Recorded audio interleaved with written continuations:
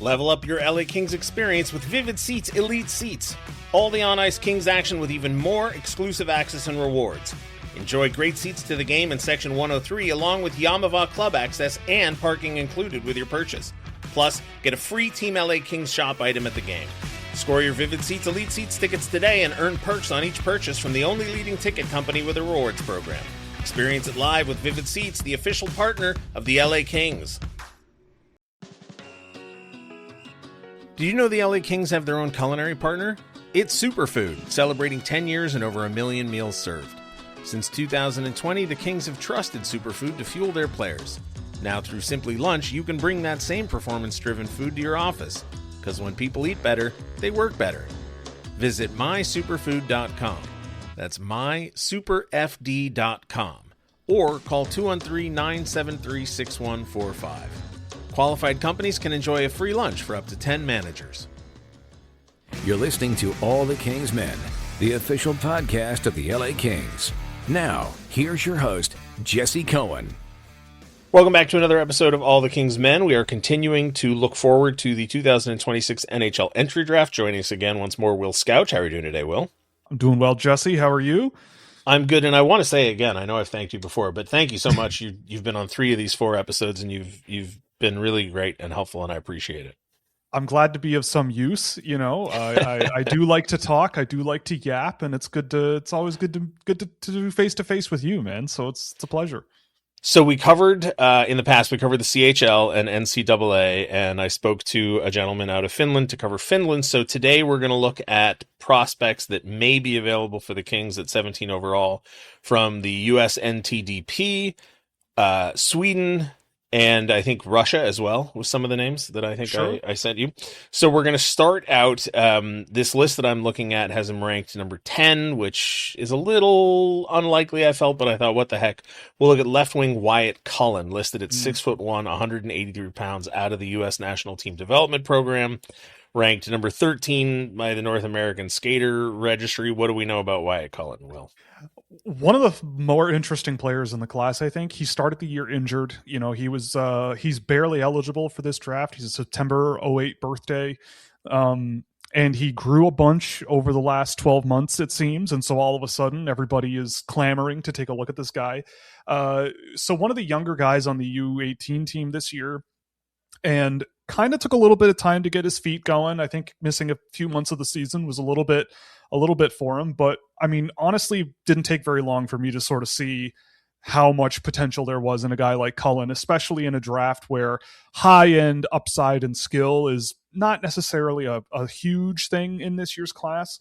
And with him, it's just he's just a fun player to watch. The skill level, how quick his hands are, how quick he can be on his skating edges, cutting in, carving into different angles, getting off the boards.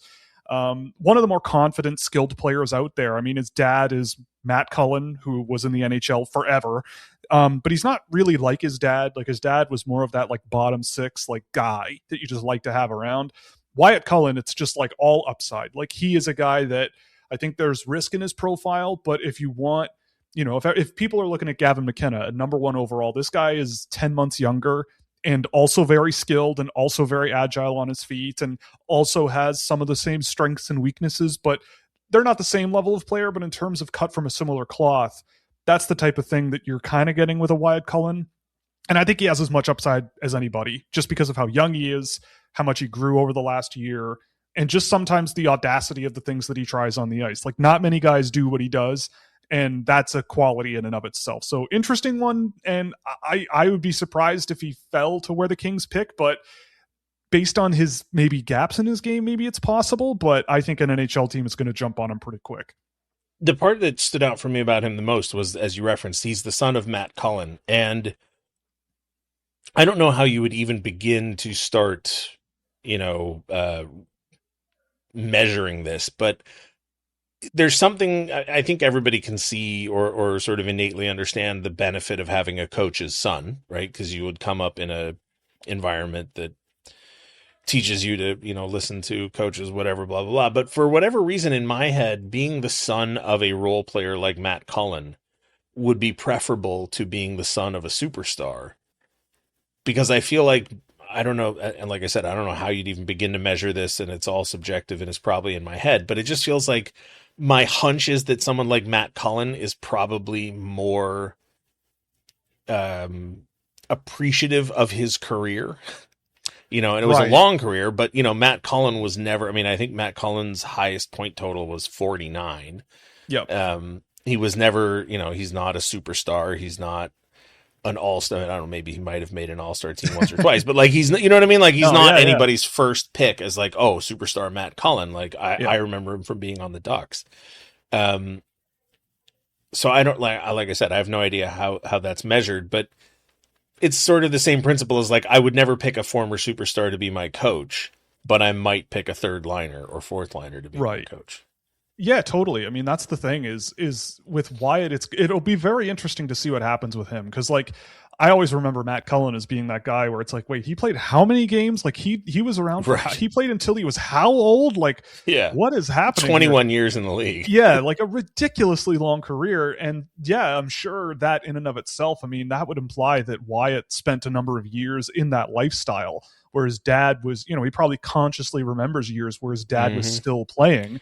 And trade deadlines, free agencies, moving, like you would just have an extra layer of appreciation for all of that stuff. And so I think that Cullen is going to be an interesting one to follow over the next few years. He's a guy that I have had in my top 15 for a few months now. There's definitely some things that he does. I think at the under 18s, you definitely saw some moments where you're like, oh yeah, like that's a high end level player. And then there are some moments where you're going, that's a high end level player who's still kind of learning what he can and can't get away with, and some of the better habits that you kind of need to play like that. But yeah, a fascinating player who's absolutely nothing like what I remember of his dad, but maybe that's a good thing, like maybe that's just a generational gap. He's going, you know what, Dad, I love you, but I don't want to quite be like you. I want to be my own guy. And you see him, maybe maybe he goes off and outscores his dad in half the career length. It's entirely possible, but a really, really fun player with all kinds of really impressive tools for sure. The next player I wanted to include, mostly, I don't expect him to slip to the Kings at 17, but I just wanted to sort of broaden the scope of who we look at. And that's, I don't know how to pronounce his name. Apologies to this young man, but I'm assuming it's Albert Schmidt. He's from Latvia. Yeah, he's a 6'3", 205-pound left shooting defenseman. The list I'm looking at him has him ranked 8th. So, like I said, I doubt very much he becomes available to the Kings. I haven't seen ranked as high as 6th, but you never know. So we don't have to say a ton about Schmidt, whatever. Yeah, Schmitz is a great player. I really like him. I think he is one of the more impressive defenseman. He's my number one defenseman in this class. I think he's really awesome. So not going to the Kings. I don't think so. I know there's some things percolating around where teams maybe were a little turned off by him at the combine, and there's people talking about stuff with him, and it's getting a little weird at the last minute here, so you never know. But I feel like he's a really good player. Like, we had the pleasure of interviewing him, and he's definitely a bit of a character. Like, we'll give him that. He's maybe not for everybody. I think he's a bit of a, I don't know how to put it. He's a bit of a very blunt oddball in a way, where like a very famous clip of him is at the World Juniors, and they asked him before they played Canada, are you worried about playing a guy like Gavin McKenna? And he just was straight up. He just went, no. He's like, no, like I play against men every day. This is nothing, like whatever, basically. And I went, that's a good answer. But some people might just look at that and go, oh, but and then he went out and they almost beat Canada the next game. So this is a guy whose resume, though, this season I think is second to none. He went to the Olympics and quarterbacked Latvia's top power play, went to the World Championships. And while I thought he was okay at the World Championships, I thought he was great at the Olympics. He's a guy that I think skates extremely well for a guy his size. Very solid defensive player as well. Not perfect, but solid. Which is something the least you could ask for out of a defenseman at this age, especially when playing pro hockey, with some really, really good offensive ability. Like, this is a guy who, like, the player, everybody's talking about him like he's more at Sider, but for me, he kind of reminds me of like Brent Burns, like just that big, rangy, offensive leading guy who attacks the net, kind of plays a bit more like a rover that you kind of need to build around, because I think if you draft him and expect him to be a defensive leaning guy, you might end up with like a Rasmus Ristolainen type, where you just go, well, you just didn't play him like he plays, and he's kind of this weird mishmash now. So Schmitz is a guy where I really like him. I think he's more underrated than people sort of give him credit for, or miscast, I suppose. But I mean, yeah, it's unlikely he's there for the Kings, but maybe, you never know. Like, maybe he's just number 2 for a whole bunch of teams, and next thing you know, you're like, well, yeah, we're going to take this kid. But I think the resume speaks for itself, and he's an exciting player to watch, and I think the right team could do some really good stuff with him. You mentioned his time in the Olympics. He played for Latvia in the Olympics. Yes. He's been at the World Juniors. He's been to the Olympics. He's playing for Munich in the men's league, right? The DEL in Germany. He's played for in Liga, in the lower levels of Liga. I mean, he's got a heck of a resume already at 18. That is going to bring us to Maltese Gustafsson, and he is Swedish, and also a left shot defenseman, 6'4", 200 pounds, out of Jönköping. Yeah, probably saying that wrong. This guy, he's another weird one where I watched him at the junior level at the beginning of the year and kind of thought he was okay, interesting tools. Like, his Holinka tournament was pretty good in the summer. But then when he got called up to play pro hockey in Sweden for HV71, as us North Americans call it, he was way more interesting there. Like, I don't know what happened, but he really seemed to dial it up. And I think he's become one of the most underrated defensemen in the class. Like, I think a lot of people are talking about Chase Reed and Carson Carrolls and Daxon Rudolph and all these North American players. But if you actually want someone who can defend with like a capital D, Malte Gustafsson's a really good example of it. He's young for the draft class as well. He's pretty lanky, I would argue, still. He's still got some physical development, but if you want a guy who is pretty mobile, but I think he just has a really good understanding of how to defend, it's just his positioning. Like, other defensemen in this class have a really good sense of positioning. They know how to let the game sort of come to them, and they don't overcommit too often. But he has this like masterful ability to use his reach to his advantage, not overcommit physically while keeping his feet really engaged. Whereas a lot of other defensemen, their feet are really stationary and they just kind of glide back and just sort of wait. Whereas Gustafsson's ready to sort of adapt to different things that happen around him. He's a very physical player as well. He, especially even against men, this season, I thought his under 18 was also very impressive for the Swedish team. He was given a lot more room to sort of skate with the puck and play around with it, because he does have some level of offensive upside to him.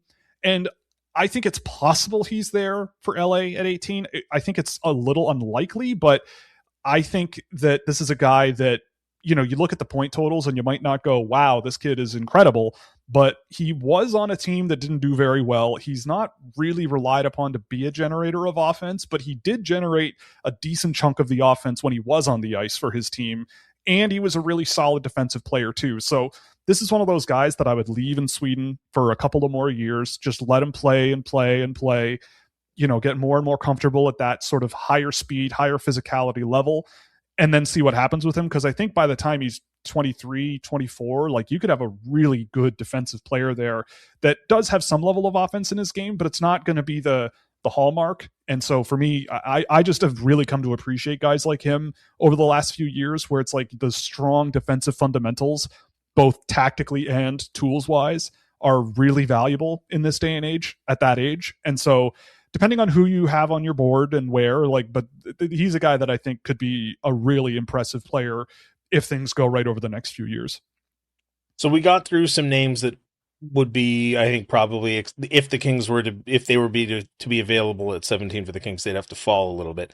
The next name is one that seems pretty evenly ranked in the middle of the first round every time I see him, and it's a name that I've seen a lot of Kings fans highlight as somebody they'd be interested in, and that's Alexander Command. Swedish center, 6'1", 183 pounds, has been playing in the second level of the Swedish league, but has a handful of games in the I don't like calling it the SWEHL, but that's how it's listed. Right. I mean, why should Kings fans want Alexander Command, and why do I see so many Kings fans already talking about him? Well, the second part of your question, I don't know the answer to. I don't really know. But with Command, with Command, like, I think he's a very good. Is it Command player. or it looks like the English word command, so I don't know. I'm doing my best Swedish accent here. Sure, fair enough. But with him, he's a guy that I don't have quite that high. I have him more towards maybe the end of the first round, early second round type pick for me. But I know for a fact that he is very much liked off the ice. Like, this is a guy who is certainly very competitive, certainly has a bit of an attitude about him in terms of like, a bit of a swagger to his style of play. He'll be a gritty type guy. And I feel like that's what NHL teams are really latching on to. My whole thing with him is that he is a little bit like, he's a little bit of like, it's not that he's not competitive, but like, is it going to work in the NHL? He's not skilled, but is it going to be enough in the NHL? He's not bad at moving the puck, but is it going to be enough in the NHL? Like, I find that he can kind of come and go to challenge opponents a lot at the junior level and kind of get mixed results. But like, there's nothing wrong with the way he plays, right? Like, if you draft him at 18, you're going, all right, we have this individual and they're going to develop, and we think that they could turn into something that is much more useful, I think, than they are now against grownups, right? Like, when I saw him play men very limited this year, it was very limited, but you kind of saw, and at the under 18s, I think you saw it as well, like a little bit of where there are some shortcomings and maybe some areas of improvement. But if you really believe in the sort of like approach that he has on the ice and the way that he plays and the way he's kind of wired, and you kind of let him develop and grow from there, then yes, I think it could be worth it in this range. I think the draft opens up awfully quickly. And so, it would be a little higher than I might do it, but if that's what you really value, that could be a really good bet. And I think that teams and fans probably just value those really competitive guys, especially centers, those guys who can skate pretty well, the guys who have a bit of skill, but that sort of grit to them, that sort of sandpaper, as they say, because there is some of that with him as well. So he's an interesting pick to make to see where it goes. But for me, I have him a little bit lower than this, but I can understand why you would want him. So a few sites, like I said, have him ranked in the middle of the first round. One of them has him at 15, but mentions that he started as a 6th or 7th rounder and he's climbed. Is it just that he had a good showing at the World Juniors? Or, I mean, 6th to 7th is a heck of a climb to mid first round. Yeah, I don't know. I think a lot of it comes down to the fact that he didn't play at the junior, like the under 20 level in Sweden last year. He was at the under 18 level and did extremely well there. And I think a lot of people are hesitant to automatically assume that those guys playing at that level and doing that well will go straight into the under 20 league and like do what they do there. I mean, personally, I think I this is what I mean. Like, I think it's like I like him, but I think it's a little bit out of control. And I think the fact that he scored so much is doing a lot of legwork for him, and that's okay.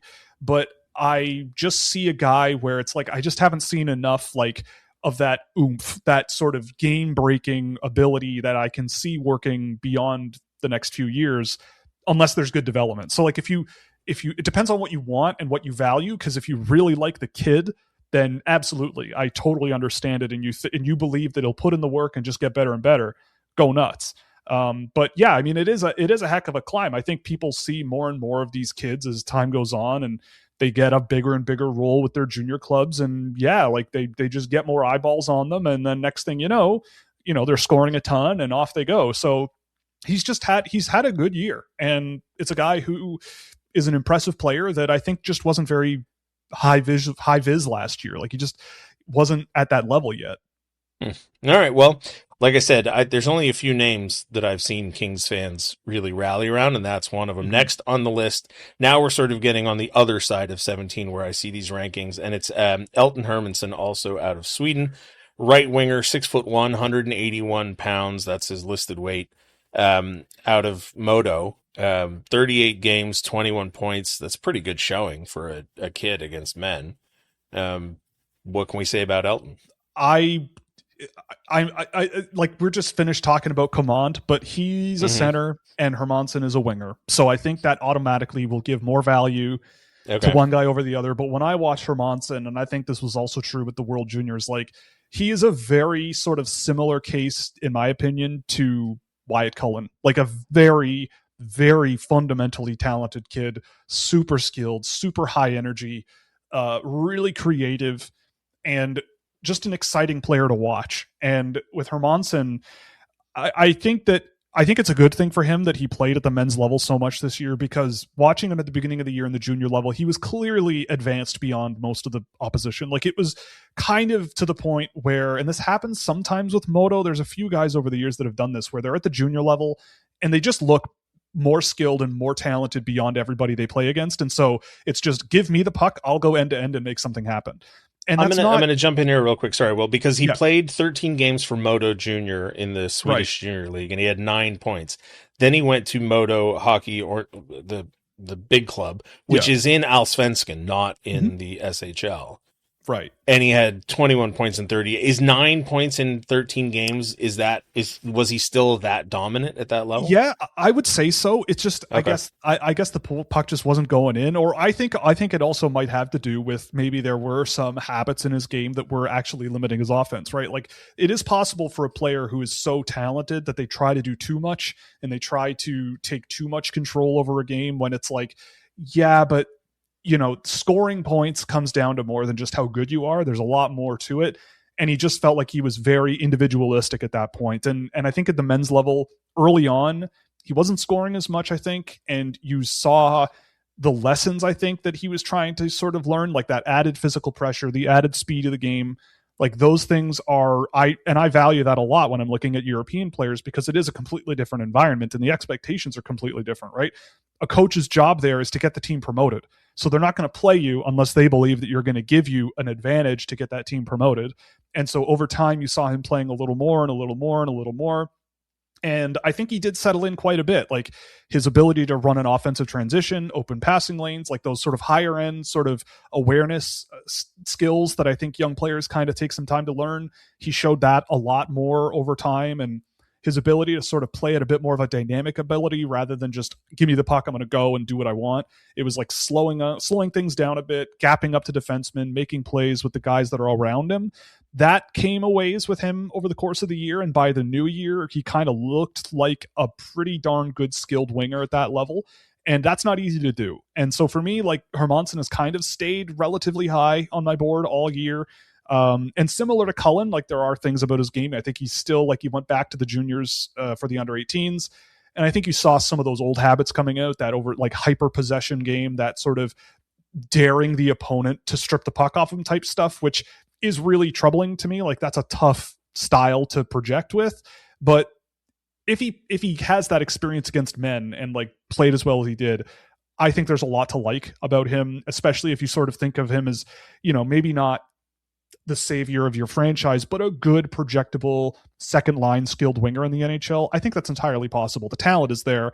It's just going to be about how he fits into a system, how he plays with the guys he's playing with, all of those things. And honestly, thinking about the Kings, like, he could be there, and I could see it working out based on how the Kings kind of seem to play and where they kind of need to go, and the types of things that they might need a bit more of in that sort of offensive pop. So he's an interesting player for sure that I think has a ton of upside, especially based on his fundamentals, but it might take time to get there. Next player on the list is William Haakonsen, also out of Sweden. And if I believed that the Kings were still building defenseman pipelines into the Rob Blake, Todd McClellan 1-3-1, this guy sounds like just prototypically built to be an LA Kings left-handed defenseman. He's 6'4", 207 pounds, stay-at-home D-first defenseman. Yes, I've liked this guy all year. I know some people have bumped him down into the second round and all that, but I think he is a really interesting player. I don't expect huge things out of him, to be honest. Like, I don't think he's going to be that sort of first pair guy. I don't think he's, maybe he's a second pair with the right guy, but I think he's a good role player type. Like, I think he's big, obviously, but his skating range, I think, is really good. I think some people might have seen his play when he got loaned out and went to the second division, where they put him on the other side of the ice. Like, he's a left-hand shot. They put him on the right side of the ice, and that wasn't what he was doing playing men's hockey. And that looked a little weird to me. It looked like he was uncomfortable, kind of out of his comfort zone. And I figured that wasn't something that was going to be a thing long-term for him anyway. It was just to give him more ice time, but it looked a little strange. But in the SHL, I mean, you saw, again, like a Gustafsson, like strong, fundamental defensive ability. Like, he also brought that to the World Juniors this year. He went to the tournament over the New Year and played for the Swedes and won a gold medal with them. Looked pretty good doing it, I thought. But again, like, not the most high upside player. I think there might be a little bit of offense in his game maybe one day, but as a guy that can sort of defend first, do that proverbial first pass thing, run the puck up the ice with some good control, and maybe chip in here and there offensively, there's something really interesting there. But in terms of size and physical development and range and defensive ability, there's a lot to like with him. And I don't think he's that far behind some of the defensemen I have ahead of him, but I think in this range where the Kings are picking, like, that's where I'd start to think about it. And if he's a guy in the second round, like some people are projecting, then I could absolutely get behind that for sure with him. The draft is such an odd beast, because if you have a top 5 pick or a top 3 pick or top 10 pick, you feel like you have this, or at least the rhetoric is, you have this opportunity to get a can't miss player. And if you do miss, then, for the next 20 years, people are going to harp on it. But once you get down to like 17th, I mean, I can tell you Hugh Jesseman was a bust, in 2003, but that's 23 years Legend, ago. I can't, and it's just because he has a funny name that sounds like Huge Specimen. Yeah. I can't tell you anybody else that was drafted 10th to 20th in any of the other. You would probably be able to tell better than me, but like, I don't have any names fresh at the top of my mind of like, oh yeah, 15th overall, total bust. So you say he's not a top pair defenseman. You say he might not even be a second pair defenseman. And all I can think of is, well, at 17 overall, are you really taking a swing on a guy like that when, the Kings have gotten Mikey Anderson and Jordan Spence and Jacob Uvrari out of the 4th round, and Matt Roy and Jacob Middleton in the 7th, and, Gavrikov was in the 6th. Like, you can get guys like that in later rounds. So totally. And I think that's the sort of fundamental misunderstanding of the NHL draft as a whole. Like, I think it just, any draft class really opens up extremely quickly. And like, just by virtue of being that first round pick, you're going to almost certainly get more rope, right? You're going to have more of an opportunity just because you were the kid that was pulled up on stage. You're going to be given a chance. And over time, those guys you draft later, like, I'm of the belief that especially with defensemen, like, the best ones sometimes aren't the ones drafted really high.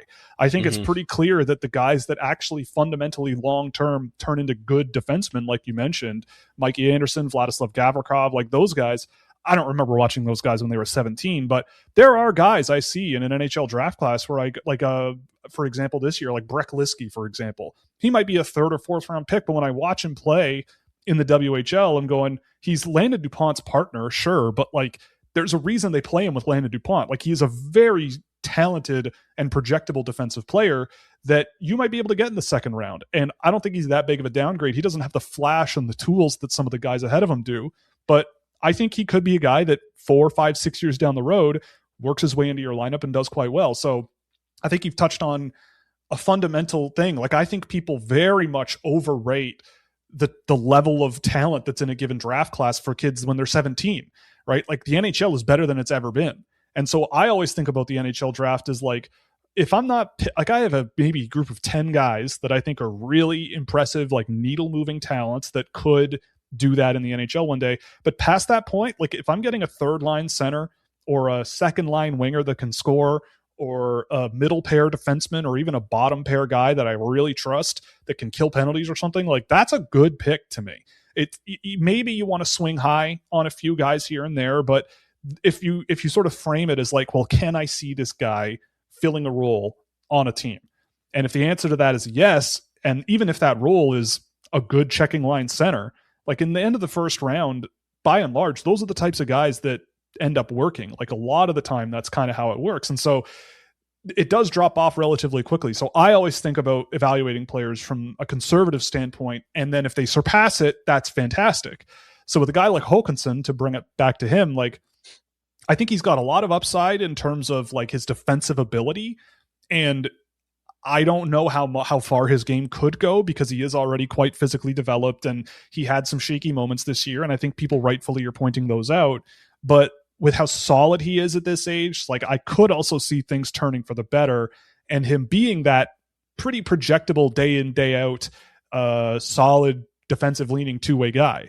and where you apply value to that. Like, could you take him, or could you go for some purely skilled winger who you're hoping can shoot the lights out? Well, you could do that, but there's a lot of guys where I have some doubts about it actually working in the NHL. And if you have a scoring player who has trouble scoring in the NHL, they're not going to play. But when I look at a guy like Hawkinson, he doesn't need to be scoring to be effective. It's more about his just sort of the fundamentals and the baseline that he brings that is pretty valuable. And we'll see what happens with him, but it's an interesting topic you've kind of touched on. Last name, and we're really only including this one, A, because I wanted to get somebody in from the USHL, and B, because he's related to Ron Hextall. We're talking about Jack Hextall. And I really just want to nitpick one of these rankings I read because they called him a distant relative of Ron Hextall. And I was like, I'm not sure that grandson is a distant relative. That feels pretty closely related to me. But he's ranked 32 on 2 different lists that I saw. So, I mean, I'm not guessing that the Kings would wind up taking him. I wouldn't say he's undersized, but he's 6'1", 188 pounds, 2 seasons in the USHL. What can we say about Ron Hextall's grandson? Ron Hextall's grandson is pretty good at hockey, I would say. No, I mean, Jack is a good player. I think he's a guy that started out very high on my board after the Holinka Gretzky Cup this year. After his season with Youngstown at 16 as a center, I thought he looked awesome. I thought that this kid could just get better from a fundamental standpoint, his skating, his skill level, all that stuff. If that got better, he could be one of the best centers in the class. Like, just because he has such a smart read of the game. Like, the way he plays as a center up the middle of the ice is just so smart. He just makes good plays all of the time on both sides of the puck as well. So that, to me, automatically, it's like, all right, you have that. Like, it's very obvious that this is a guy who knows what to do off the puck, knows where to forecheck, knows how hard he should be going into a forecheck, knows how to move the puck, knows when, he makes the guys he plays with better. Like, I thought that at the Holinka this year, they won the gold medal, and I don't think, if he were not on the team, I think they might have struggled, because guys like Klepov and Blake Zelensky were excellent partners for him in that tournament, but he was the glue that held everything together.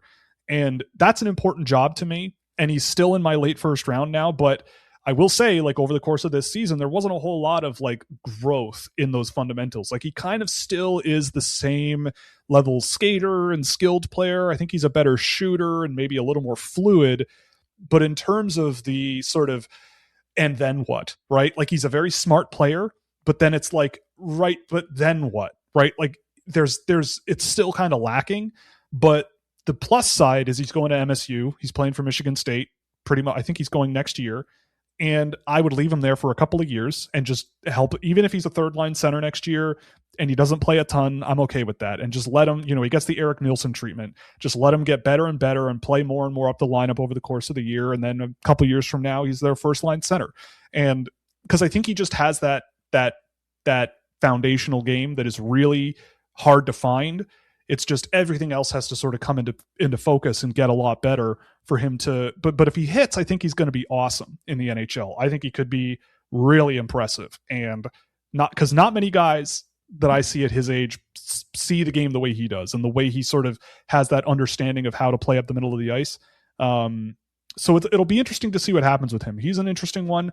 I would be surprised but not shocked if a team in this range went for him. I think he's just that smart and like that raw with how smart he is. But his off-puck game is better than most in this class, I would argue. It's just a matter of the and then what, right? Like, because I don't know if he plays like a bottom 6 NHL center, but maybe on the right team. It's just he's very hard to project as like a specific, this is what he's going to do, because I think there are some things that need to grow, but a good player nonetheless. I've loved every game I've seen of him, honestly. I've never really put these two thoughts together until today, but everybody knows that a right shot defenseman is harder to find than a left shot defenseman, right? Like, if you have a pick between one or the other, you might as well take the right shot because you'll have a million other options at left. And as a Kings fan, the last however many years, it feels like the Kings have constantly been at, a loss for right shot forwards. Does the fact that Jack Hextall is a right shot center, does that help his stock at all? I mean, I don't, especially for forwards, I don't think about it too much. Like, I know what the appeal. I've never even dwelt on it before, but now I'm looking at him and I'm like, well, he's right shot center. We don't have any. Now, I don't expect him to make the team this fall, but I know what the appeal is. I know what the appeal is. And I get it. Like, on one side of the ice, you have him on his strong side for faceoffs, and on the other, you have him as a maybe shooting threat or something, and he doesn't take the faceoffs. Like, I get that. But I mean, I've spoken to a number of coaches over the years, and I think that one thing they've kind of illustrated to me is, like, we do care a lot about faceoffs and like the result of a faceoff, but we don't care so much about like winning or losing a faceoff. It's about like what happens after. Because like what good is winning a faceoff if you just have bad players around you that turn it over? What good, and if you lose a faceoff, you can gain possession of the puck back. Like, if anything, sometimes losing a faceoff, if you have the right mix of players that are really good forecheckers, like, you can get right on them immediately and pressure them and force them into a situation where they go, oh, I got to rim the puck around the boards right away. And they might just turn it over anyway. So it's about how you sort of read what your opponent is doing or pre-scout your opponent, and then sort of develop a system that can sort of counter depending on if you win or lose, or what to do if you win or lose a faceoff. So I get the appeal, but especially in the context of the draft, I don't think about it, especially in the first round. Like, I don't know. It's just not something that's a huge priority to me. But I see the appeal. I'm not saying it's not a factor, but I don't know. I've never thought about it with Hextall in particular. It's always one of those things that's in the back of my mind, because for years, whenever a Kings forward winds up playing their off wing, it just stands out in my mind. It's hard to ignore. And then when it starts happening repeatedly in a pattern, so for example, Adrian Kempe was drafted to be a center. Then he was playing at left wing for a few seasons. And then for the last however many years, 3-4 years, he's been a right wing. And now, like, that's it. He's the LA Kings' number one right wing. And it was always the same. And anybody else that was moved to that line was going to be on the left, regardless of whether or not they were left-handed shot or right-handed shot. Mm-hmm. And anytime I would bring it up, it would always be dismissed as, oh, it doesn't matter. It doesn't matter which hand, it only matters for breakout passes and collective passes. Right. And I would say, I never actually dove into it or got a conclusive answer that made me happy. I would just say, it obviously does matter because there's a pattern. If it didn't matter, it would just be random. Sometimes these guys would be on their strong wing. Sometimes they'd be on their off wing, and who cares if it didn't matter? But when Adrian Kempe is, is on your right side, and Alex Laferriere, the only right shot forward you've got in your core, gets moved to the top line, and you don't move Kempe to the left and put Laferriere at right. You in fact have two guys playing. Like, it clearly matters.